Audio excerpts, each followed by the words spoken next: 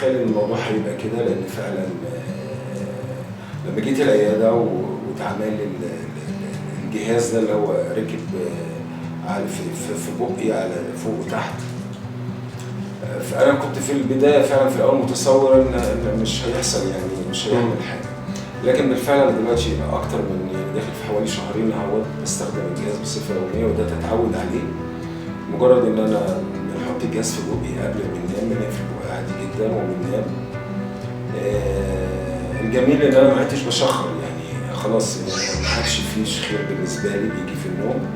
بدات انام ساعات متواصله، ما كنتش بنام ساعه واحده متواصله، لا انا بنام 3 و4 ساعات ويمكن اكتر كمان، بنام كويس. بالعكس بحس ان انا مستريح جدا دلوقتي. الامر اختلف كتير جدا جدا